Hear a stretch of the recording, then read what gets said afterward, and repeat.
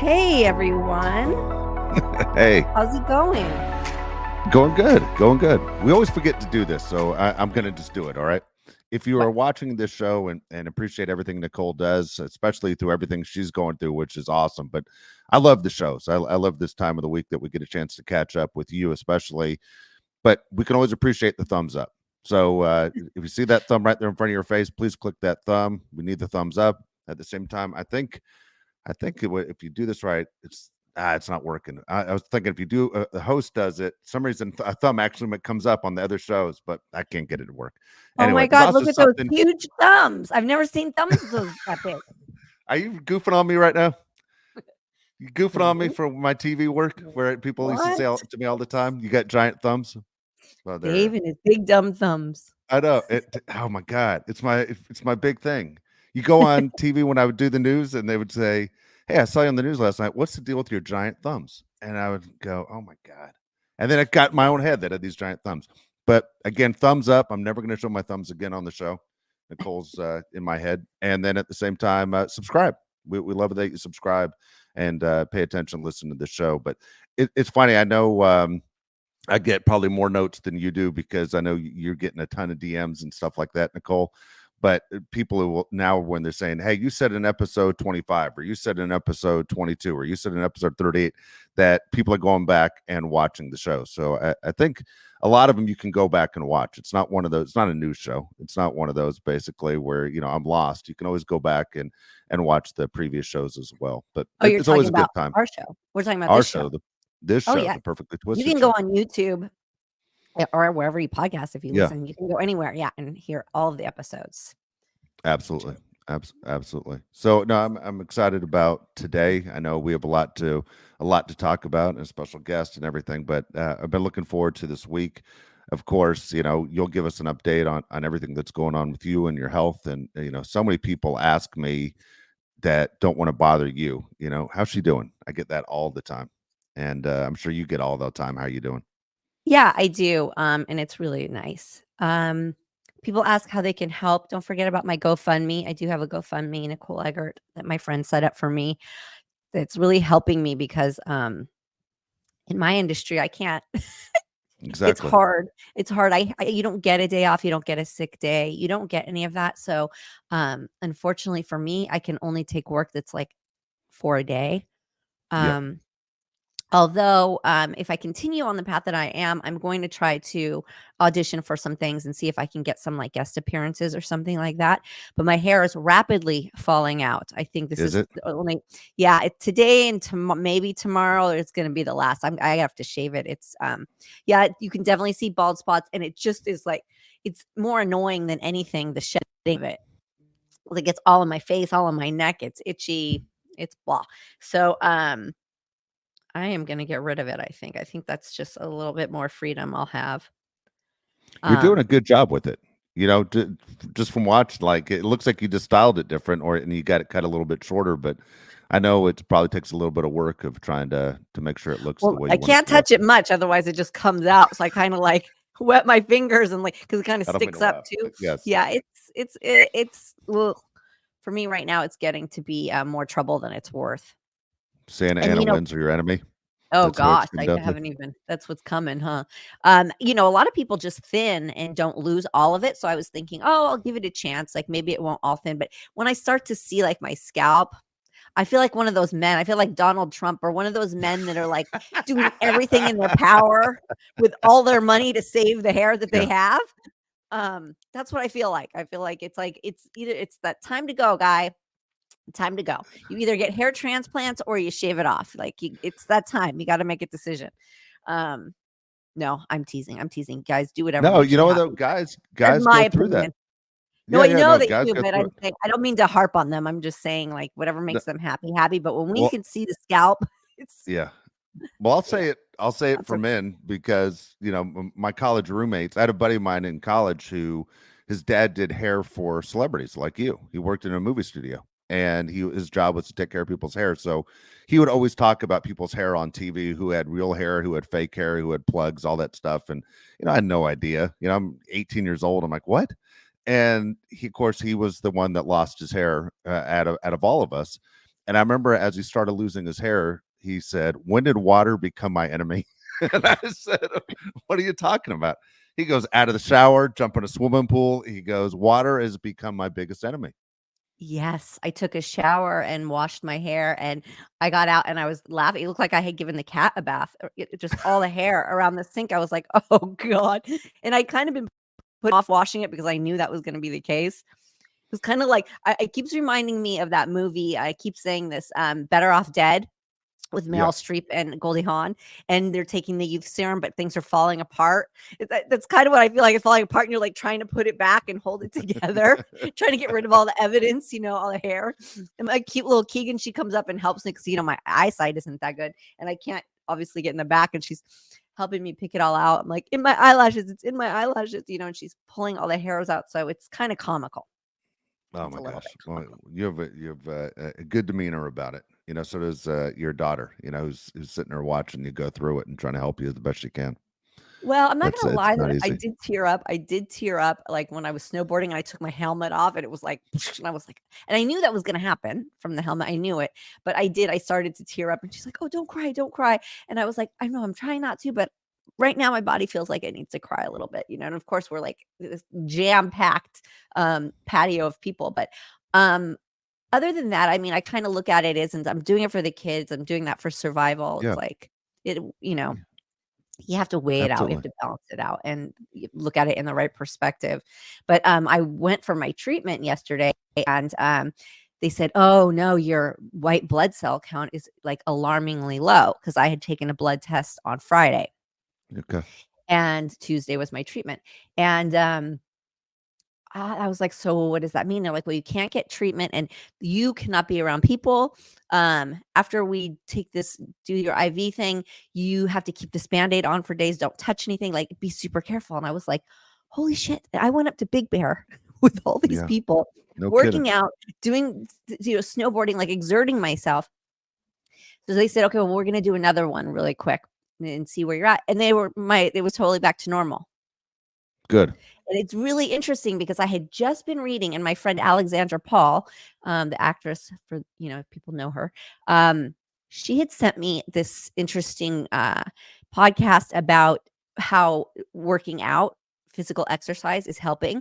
And I sat there and I go, Friday I went and did my blood test. Then I went to a pretty heavy duty yoga class.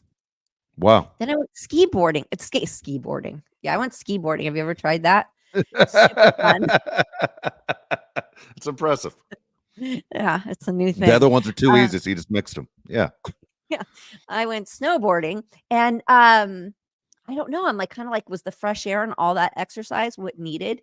Because my body went straight back to total normal, and they were, like, a little baffled by it. They were like, we don't know, but we love it. Let's go with it." And I got my treatment. I ended up getting treatment. So, I think there's something to this exercise thing.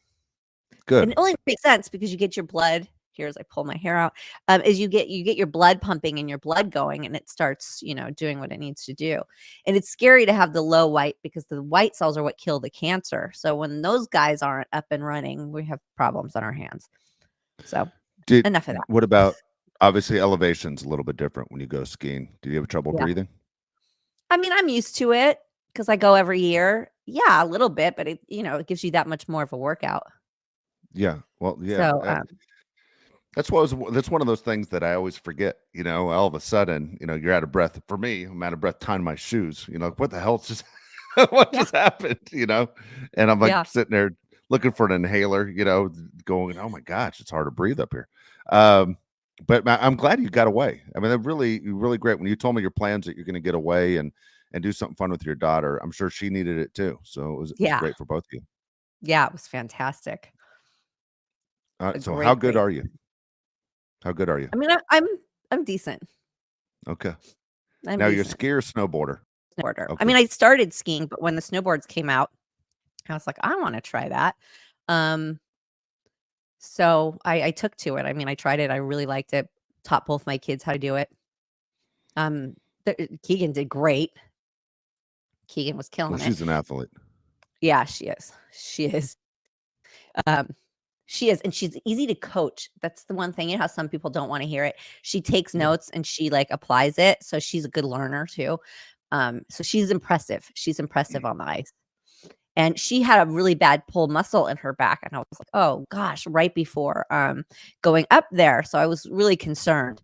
But she the first run, she was like, "Oh man," she was sitting in the snow a lot. She's like, "My back really hurts and getting up." And I said, "Let's do this first run. Let's get your body all warmed up into the weird muscles that snowboarding uses. Let's go take a break. Let's go get some water, and then we'll go back up."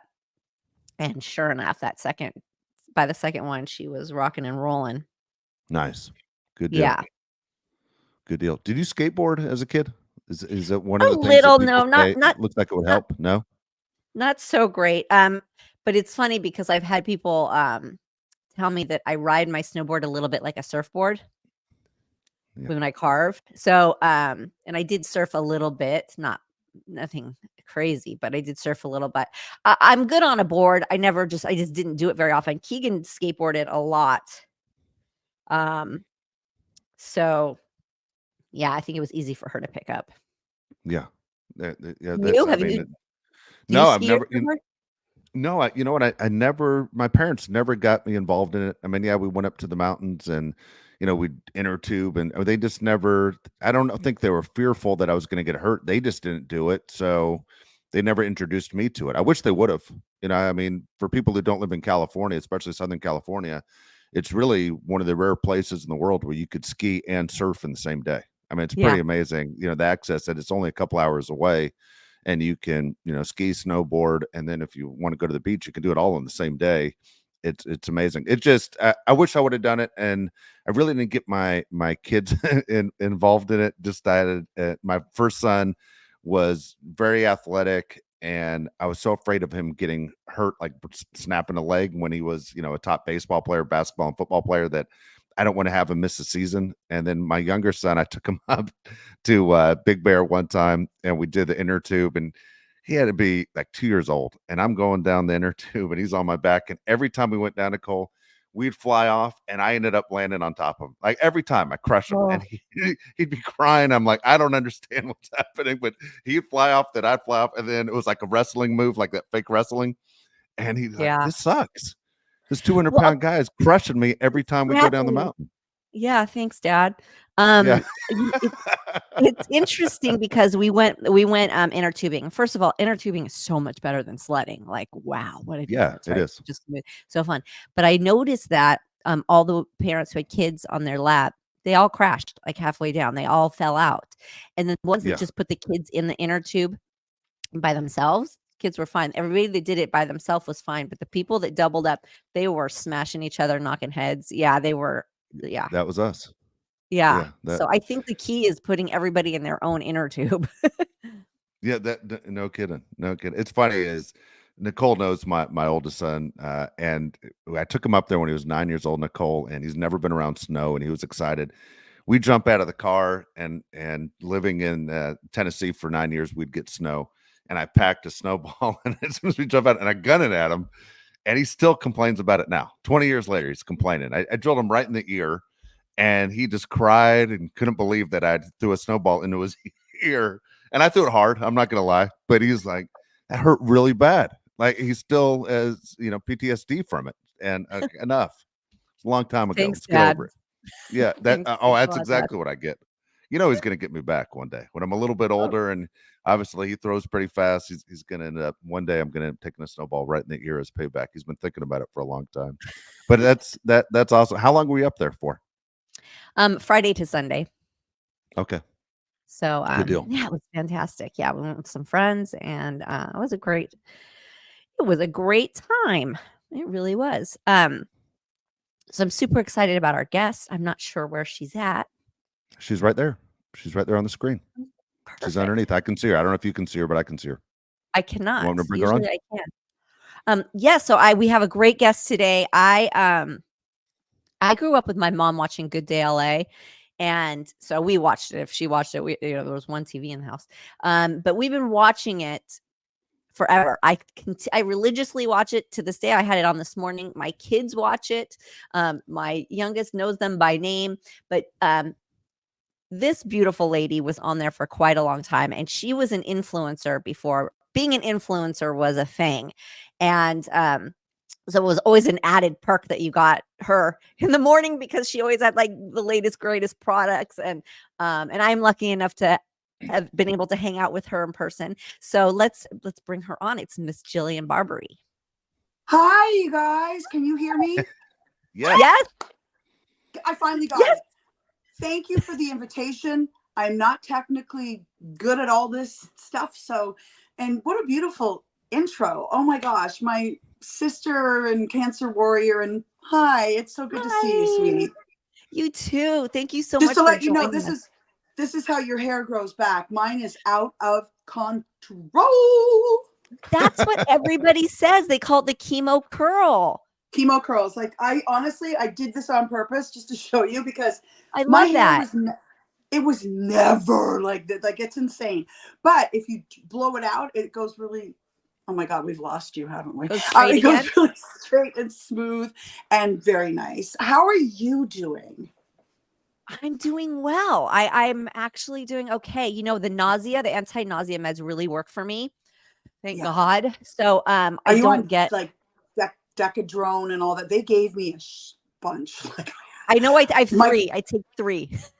So I get one through the IV. I have one that a really strong one, and then I've got like a twice a day one. I just take them all. I'm just like, yes. fuck it. I need them all. And then after like Yeah. a week and a half, I just stop and I'm fine. And I wear the wristbands, the nausea.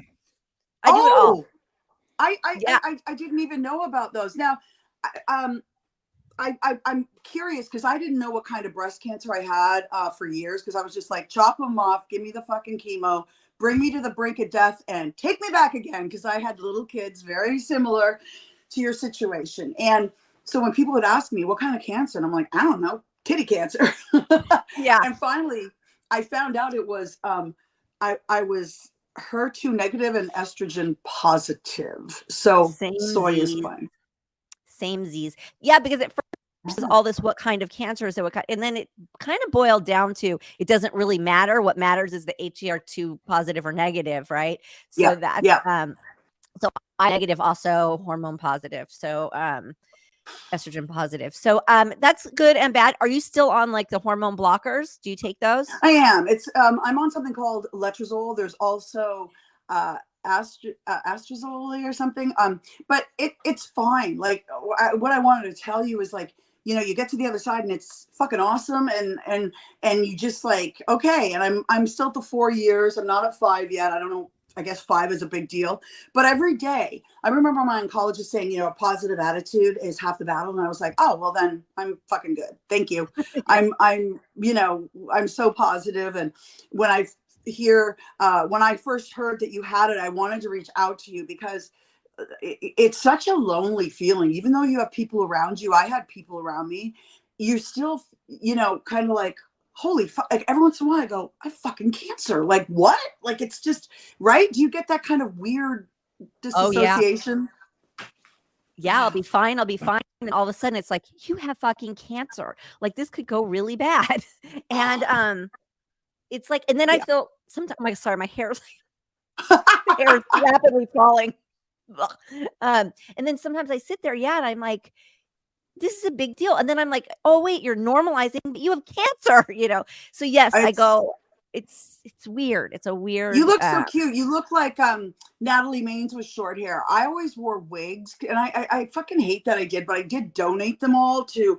I just wish I was more. I was so in a bubble in the sense that I was losing my house. I got cancer. The ex. I had 2 kids full time. He didn't pay any support. I didn't. I wasn't even in the mental place to get on and help other women. I was just like fucking trying to survive. And I don't even mean with the cancer. I mean with losing life. everything. My money manager, I went through a very dark time. This is what he said. Calls me in. I'm completely bald. It was my first chemo. And by the way, I thought it took like 4 chemos for your hair to fall out. I had 1 and I brushed. I was like, holy shit balls. And I had extensions. So it felt so good to finally brush through my hair. I was like, Yeah. this is awesome. But yeah, I go and I sit down with him and he's like, oh, we, as in us, we're a team. We owe the IRS $750,000. I collapsed. That was the beginning of the end for Jillian. Wasn't the cancer. I was like, fuck cancer. I'm going to beat that. It was, I'm going to lose the only home that I've known for 23 years, that my children have grown up in, and I couldn't even function after that. I had a nervous breakdown, all while going through working on the radio every day at KBC and doing chemo and looking after the kids. So I had a complete nervous breakdown. I wasn't hospitalized, but it was enough to put me on, what do you call those nutty pills? I call them my cuckoo pills, antidepressants. And I'm still on them almost 5 years later because my life got so fucked up, lost the house. I now live in an apartment off of my, what do you call it? My pension. Do you get words that are lost? Like I search for words now and they're like, oh, it's menopause. And I'm like, no, it's fucking brain. Okay, asshole. I get so irritated about that. Yes, I was pushed into menopause by that letrozole, but yeah, I forget. I'm like, what's the word? And it could be like a massive word, like, you know, murder. Oh yeah, shit, yeah, murder. Like I just forget everything. Yeah, it's happening to me too. And just happened to me a minute ago in the podcast. I called snowboarding skiboarding. But yes, it's happening to me a lot. And also with my typing, like with my writing, I'm spelling things very strangely. And I'm like, and that's not like me. So well, and then you've got your kids to remind me, yeah, you told me that yesterday, Mom. Yes. Yeah, you already told me that 5 minutes ago, Mom. Like I literally, it's like a scene out of, I'm like, are you serious? When? 10 minutes ago. So yeah, it's crazy. I'm getting better, but I find I have to keep my brain, like I've been working with Heather Locklear for about 4 years, working with, you know, I love to organize. And so I've had to really downsize my life. And I went from like a 4,000 square foot house to 1,000. So that's 3,000 square feet of not just fucking furniture, it's memories, it's life. So I had to pick the most important things. And then I've created, you know, I realized, you know, it's just stuff at the end of the day, right? So health over wealth. Money doesn't buy you happiness. It does buy you comfort so you can pay your fucking rent on time and things of this nature. But it's certainly not like I grew up very middle class in Canada, and then I became successful and had money, and then it was all gone. So I kind of, you know, and I was telling my kids, it's such a great, oh God, life lesson, not to sound too cheesy and Oprah-ish, but it really truly is. It is. Right? Like you just, it's life, man. And people go through worse. I did the same. I downsized from a large house. I sold it to stay home with my youngest. When I got pregnant with her, I was like, well, shit, here we go again. And I decided to sell my home and then so that I could stay at home, and I downsized. So I feel you on that. It is not easy. It's emotionally, physically, everything exhausting. And have you watched that show, Swedish Death Cleaning?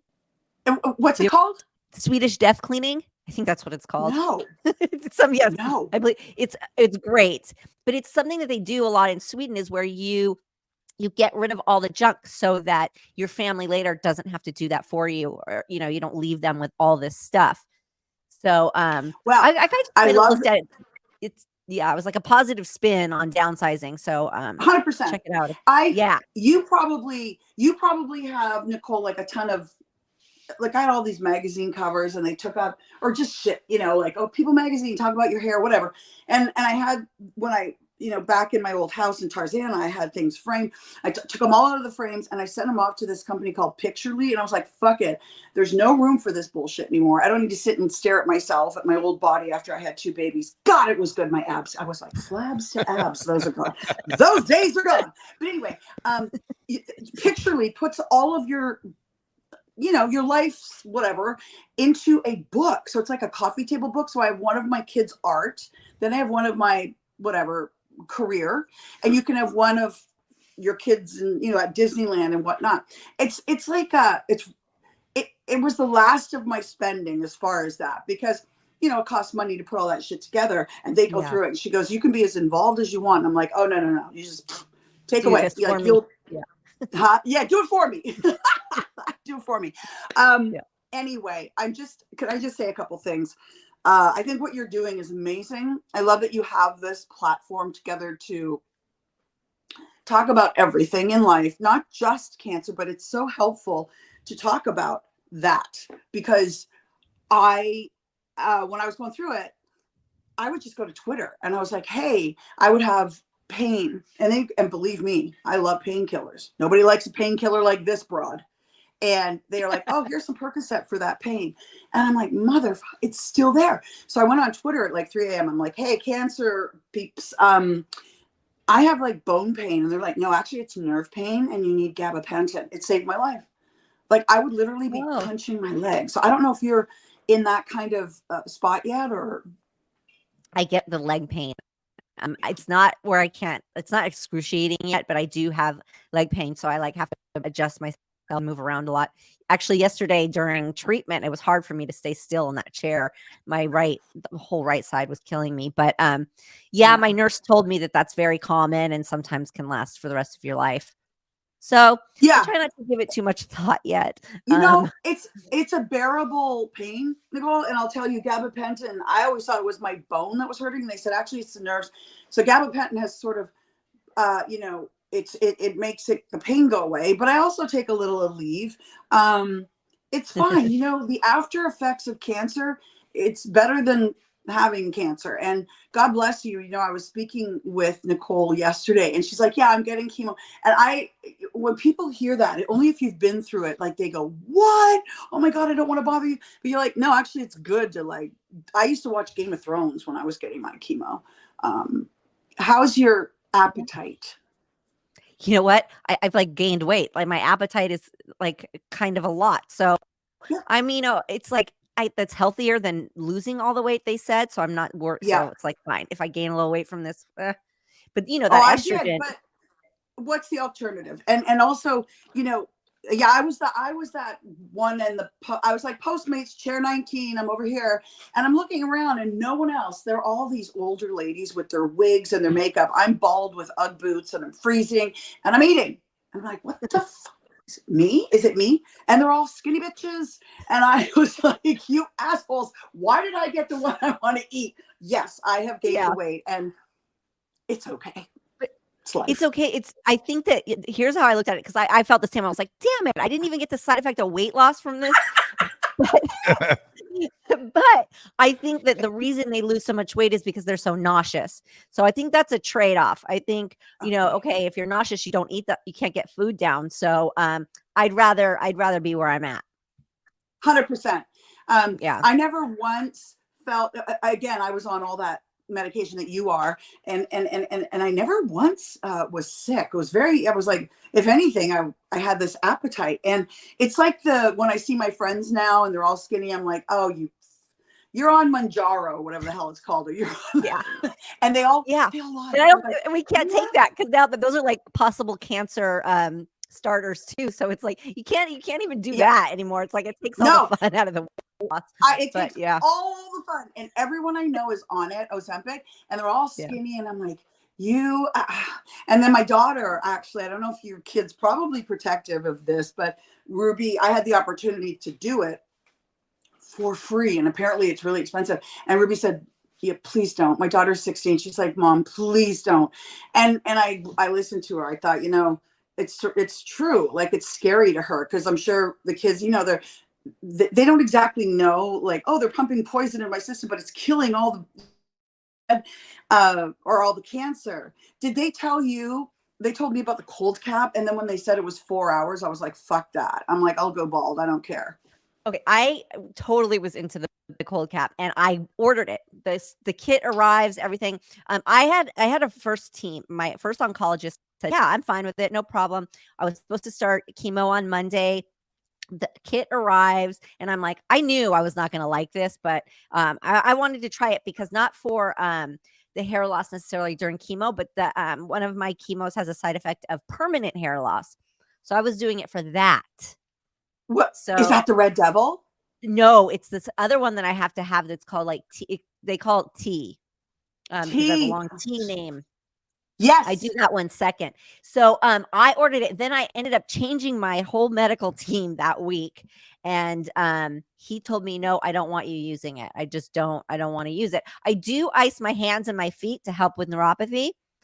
So and also black did you get? I didn't do any of that except for the ice chips. I did chew. They said this will give you sores in your mouth if you don't. So I don't know if that was the Red Devil or the tea. But both of them have the sores. Yeah. Can I just ask you something? First of all, you have to order. I thought they give you you have to fucking order it, like pay for a thing. I thought they had them at the hospital. Some of them have what's called cool scalping, and it's a big machine, but your institution, wherever you're getting your treatments, has to have it there. Wow. They don't bring it to you, but when you do the frozen one, it's like I was doing penguin caps.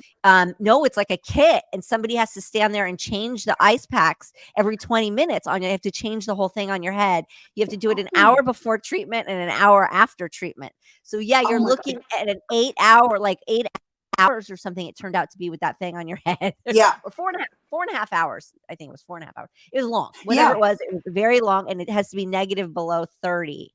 Yes. To make the chemo think that it's dead already up there, so there's nothing to kill. Yeah. And so, but she told me that. I said, well, what does it entail? And she's like, well, and so I was doing a 6 a.m. to 10 a.m. show. And she's like, well, and then you'll do that, and then you'll finish your show. Then you would come and you do the cold cap for like 4, and then we do your chemo for 4.5. I'm like, it's fucking half my day. I'm like, that's more than half my day. I want to be with my kids. I don't care. Yeah. And truthfully, when your hair starts to grow back, it just feels, I don't know if you feel this way, like thicker and nicer, and yours seems straight, or do you straighten it? Cause like do you have the curls? So no, so this is still my hair from before. I cut it really short before I started chemo. Yeah. And it's straight. I've always had stick straight hair until I had my first daughter, and then it had kind of like one little wave in it. And then after my second daughter, it's got like 2.5 weird waves. So it's really ugly. It doesn't dry cute at all. I have to blow dry it every day.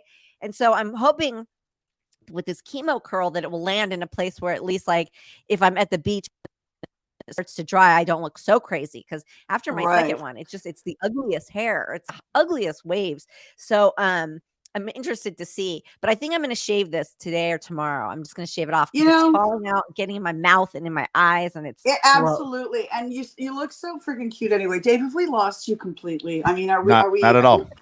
Not at all. You're a good partner because you listen, and God, we've been talking for like half an hour, and you've just been so patient, and you're interested. It's not like you're looking down at your phone like I'm seeing you. It's really cool.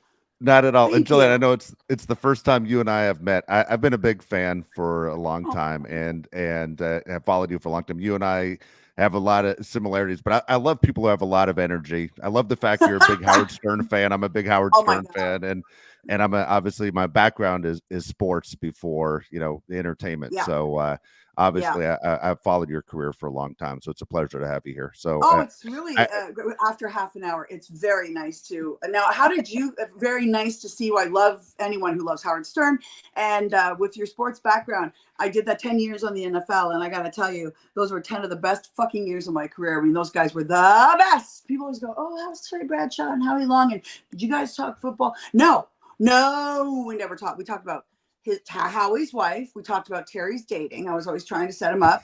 Jimmy Johnson liked to gamble. And I was with JB, and I was with Kurt Menefee and Chris Collinsworth. I was with the best of the best. And they were, I don't know, they were just the coolest people ever. And I don't know if you feel this way, Nicole, after you've had a certain, we were very lucky to be involved in television in the 90s and the 2000s. But it was before cancel culture. It was fucking fun, and you got to say anything and do anything.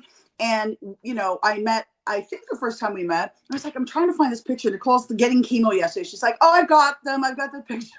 And I'm like, you are so organized.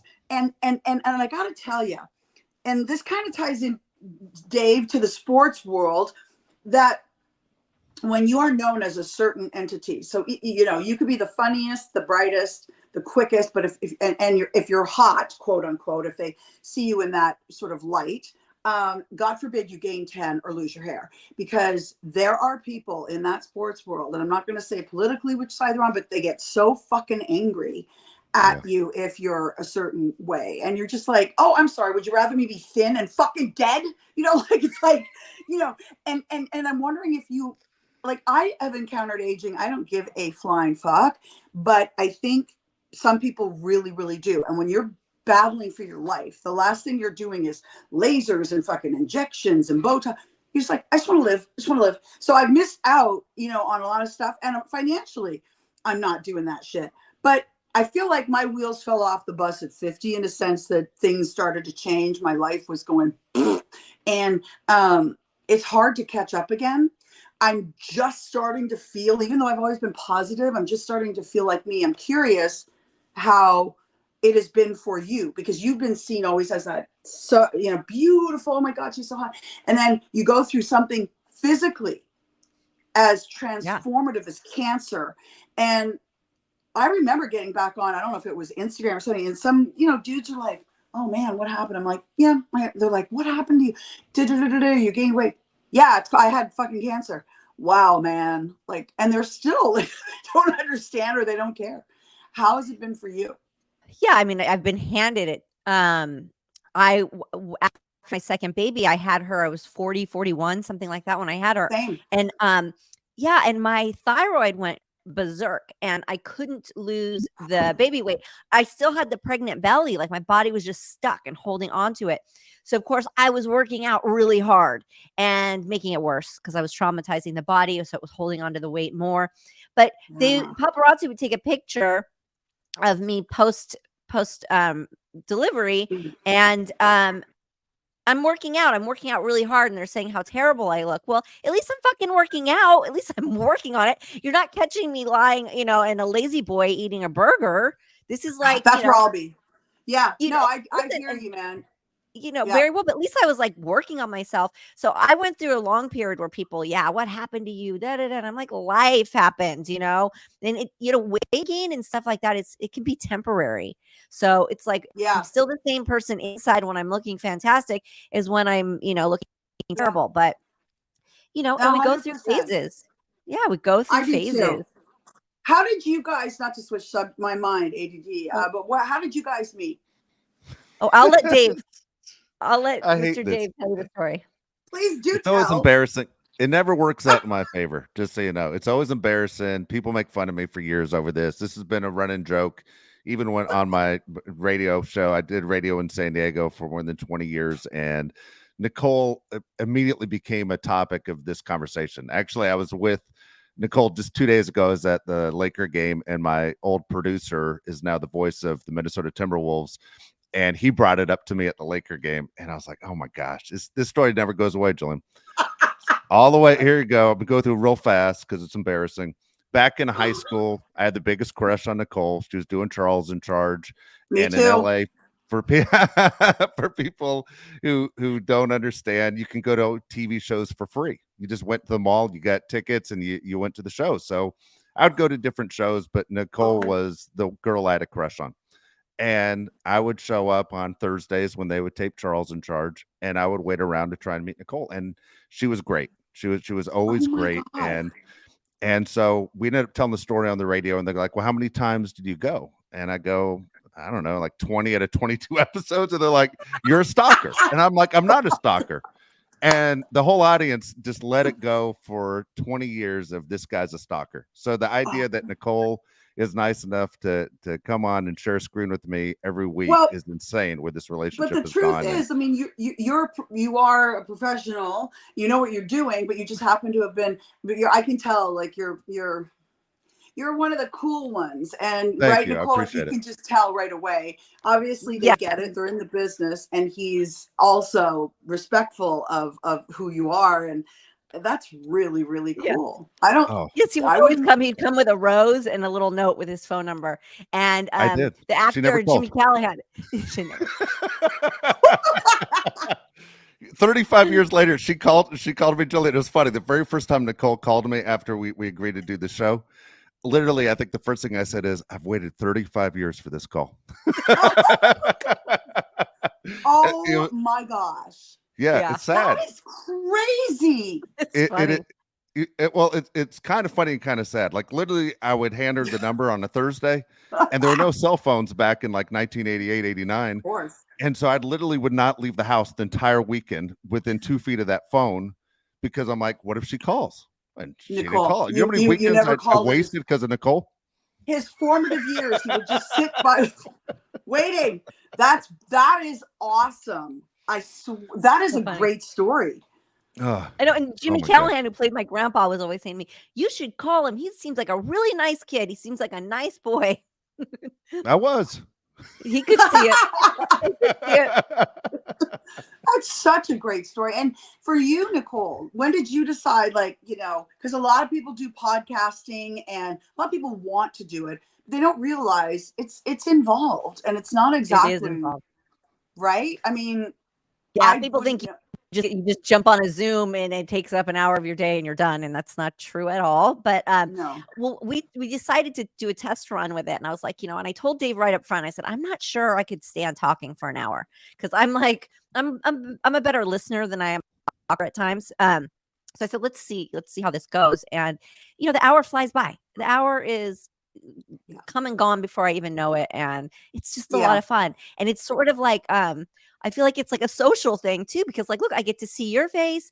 You get to like Yeah. catch up, and it does kind of bring people together, which I love, and we get to promote our Well, you can friends. And definitely talk. I mean, Dave didn't get a word in for half an hour. So I'm fine. I'm uh fine. Her name's on the show. no, it's really it is that. And I think that when you come from the world that we all come from, whether it's a sport, whether it's acting or hosting, blah blah, um it's so funny to me to hear certain podcasts, and they're so they're just kind of like really rough around the edges, but they'll still have like tons of, they'll have merch, or they'll have this and that. I just didn't I didn't think of it that way. I've had people that want to do podcasts, and I'm like, oh, you're not. There's no way. Like Heather Locklear's like, we should do because we love true crime. We should. I'm like, it's oversaturated. No way. I would do yeah, survivors, like of grizzly bear attacks and shit like that. I'm obsessed with shark attacks and grizzly bear. But like, that's my interest. Like, if I could have every survivor of a great white shark attack on every day, I'd be the happiest woman in the world. But you have to be disciplined. And I said to Heather, I go, you're just not disciplined. There's no fucking way we could do one together. Yeah, you've got the name, but let me tell you something. It would be hard to wrangle that one in. So it's a commitment, as you know. oh, it is because you have to stay Yeah. consistent with your timing. You have to have them out on a schedule so people can stay to it. Otherwise, people get lost and then they lose interest. But you and Heather, that would be fun. Even just you guys being yourselves, I can see it. My And you God. can have a segment about your shark attacks when one happens. She's insane. I'm crazy and I have fun everywhere I go, but she takes it to another level, and we don't go anywhere. So I'm going to her house after this. I help organize her sort of I'm anal about organization, and you have to be in a small place. So I started watching apartment living in New York because I wanted to see how people lived in New York, because Yeah. how the fuck are you supposed to, like, we have all this stuff. So I started getting all these great ideas, and now this building just opened up. We moved in. We're the first people to move in, and it's so modern and fresh that it was so easy for me mentally, because I'm cuckoo inside. If I have a serene outside, then things are good. So I started to organize her that way. And it's been 2 years. She has like 7 closets. So I'm like, oh yeah, I'll do your closet. Oh my God, you get lost. And we have so much fun.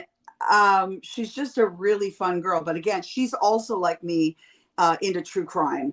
And when I say I'm into it, I'm not just a voyeur. I'm actually involved in the Manson cases. I don't know if you know the Charles Manson case, of course, but Yeah. I'm best friends. One of my best friends is Deborah Tate, who's Sharon Tate's sister, and we've been friends for Oh, 25 years. Yeah, and so we go to all the hearings. We get signatures. We fly to Sacramento. Blah, blah, blah, we do everything. And one of the murderers just got out. So it's just Deb's life. And I helped her with her breast cancer. She was diagnosed a year before me. And then Patty Tate, who's Deborah's sister and Sharon Tate's other sister, died of breast cancer. And in Valley of the Dolls, Jennifer North, the character Sharon plays, gets breast cancer and dies. It's like, we fucking get away from this breast cancer bullshit. But, no.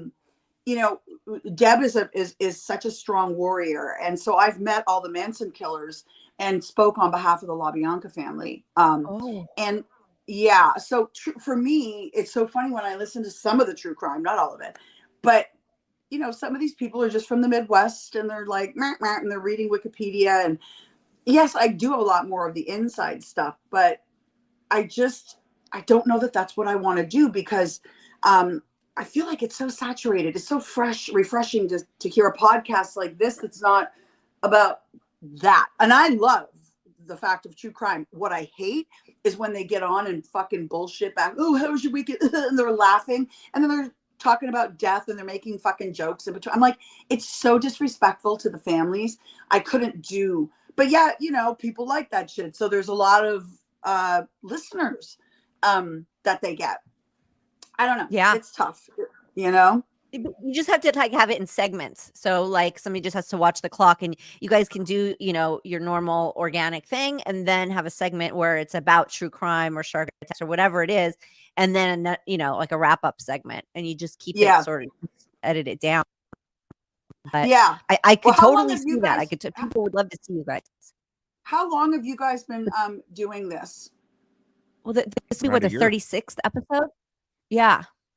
And how did you come up with the name? Because I think the name Perfectly Twisted is perfect in the sense of that's how I feel. My mind. Nicole. Well, that's exactly where it came from. Because I laugh at the wrong jokes. I laugh at the wrong time. I like the darker the better. And yet, I'm a light person, but I love the dark stuff. And that's just who I am. I'm a little fucked up, but I put it to good. Yeah.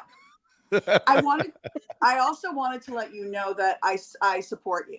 And I know that you've been going, you know, public about things. I completely support you. Yes, I do. That's what I will say about that. Thank you 100%. Very much. Thank you. And you know, Dave, this is the whole reason we're not married with children, is because I had that shit going on set. 100. So whenever anybody questions, why wouldn't I call the nice kid back? Well, there was some monster hiding around the corner ready to take care of that. Honey, same. It's like, you know, the nice ones and the good ones, they're right in front of you. I'm telling my daughter who's 16, there's this same thing. And yet they're, and then you're like, oh, the horrible fucking asshole. I think I'll go with that one. Door number one. And yeah, it kind of fucks you up. I haven't dated in 10 years. I don't trust my picker, as I call it. So it's hard, especially when you are like us. You know, we got shit going down. We got kids, and our minds are crazy a little bit. And I feel a certain way about that as well, as far as what, you know, God, that whole, for me, watching certain women like yourself speak up. There were many women that, like, I couldn't speak up because I was always the biggest pig on set. But, and I'd probably have men coming after me. But I do know that it exists, and people that have been silent for so long, I'm sure I could think of, but I wasn't, I don't know. I'm 57 now. I always think of the times that things happened and I thought it was normal, and it's not. And so when people do speak up, I feel like so grateful, you know, and I'm not talking about the ones that said, oh, give me a twirl. Like, fuck, when I was on the NFL, they'd be like, oh, I did a skating show. They're like, girl, you lost your curves. I'm like, they'll come back. They're like, give me a twirl. That's a great looking dress. And if they didn't say it, I'd be like, what the fuck this week? Do you don't like my dress? I'm not talking about that kind. I'm talking about the real harassment and abuse of power or whatever. I don't care if you're, you know, when you think about a cast of a show, even if you're in it, you can be a subordinate. You can be, there are hierarchies within the show in and of itself, the star, and so, to speak out, you know, and they wonder why a lot of women don't, because they get fucking dragged, and it's bullshit, you know? So it was important for me to tell you, I support you 100%. I appreciate that. I know you get called every name under the book. And the thing is like, people don't go making this shit up in their right. You know, this is so embarrassing. And a lot of the reason why people don't speak up is because you do feel like embarrassed and ashamed, and like I don't want to be seen as a victim. I hate that word. I'm not a victim. Yeah. There's so many things that go along with it, and then people think you're like a man hater. I love guys. I love men. Yeah. And I've made perfectly twisted comments, and I make off-color jokes sometimes too, and it's none of that. And I'm with you. I like it when a man gives you a compliment and things like that. It's fantastic. I think compliments in general are fantastic. So, Yeah. but when something takes advantage and crosses the line and does all of these things, it's a whole different ball game. And 100%. that is what needs to be 100%. talked about and called out. Yeah. Thank you for joining us for part 1 of our 2-part series with Jillian Barberie. You can hear the rest of the interview on next week's episode along with Nicole's mailbag. Have a great week.